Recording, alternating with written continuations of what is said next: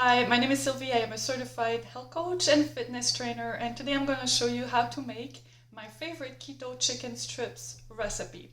I have a free 7-day keto intermittent fasting downloadable meal plan, and this chicken strip recipe is included in the meal plan as well. Except for in the meal plan, I have it as part of a whole meal, and I include the macros and the number of calories for one portion with some accompaniments.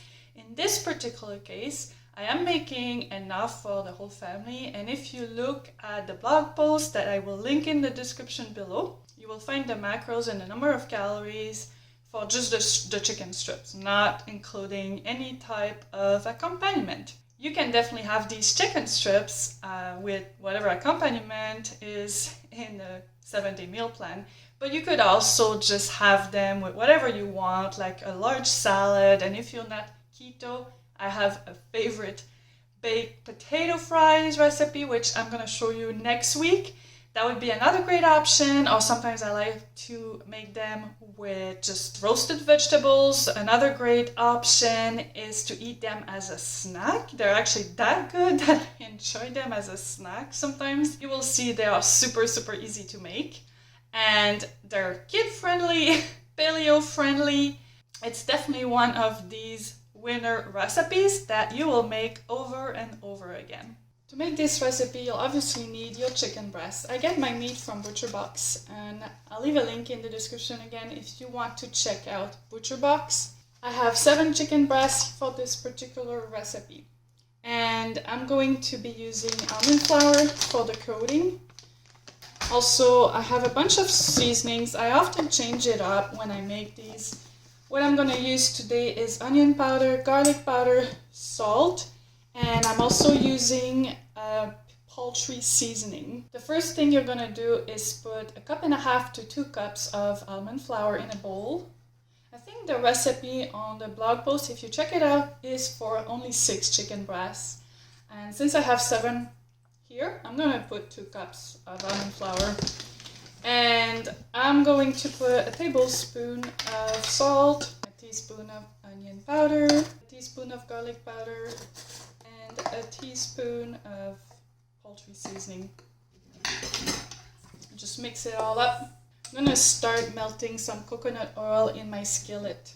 I'm using about 3 tablespoons of coconut oil.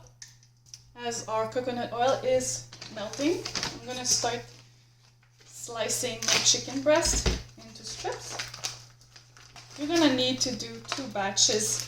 So I'm just gonna cut half of my chicken breast here. I'm gonna do 4 of them. Cutting your chicken breast doesn't have to be anything fancy. I usually just cut them in 3 pieces, just like so. Keep in mind that these chicken breasts are not injected with water or anything. So you'll find if you get grocery store chicken breasts, they might be bigger, but these ones are just perfect if you cut them in 3. And then you're just gonna mix them around in your coating. It's not hard at all. You don't need to use whisked egg to make it stick, because look at that. Now, as you can see, my coconut oil is melted. I'm gonna start putting my chicken strips on the skillet. It should take about 5 minutes per side.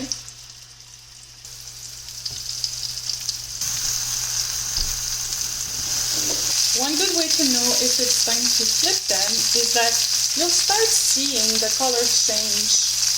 And when your chicken is no longer pink about halfway through, it's time to turn them over.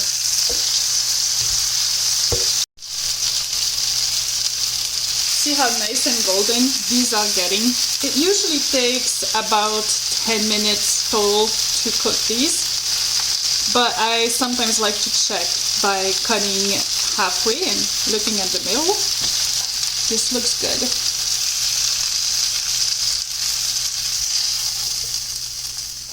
If, like me, you're making 2 batches, you'll have to scrape off the burnt almond flour. Then you're gonna add some more coconut oil. Gonna mix my second batch.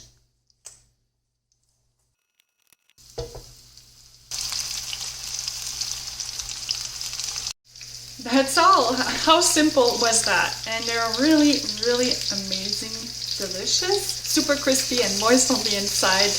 You'll love everything about them.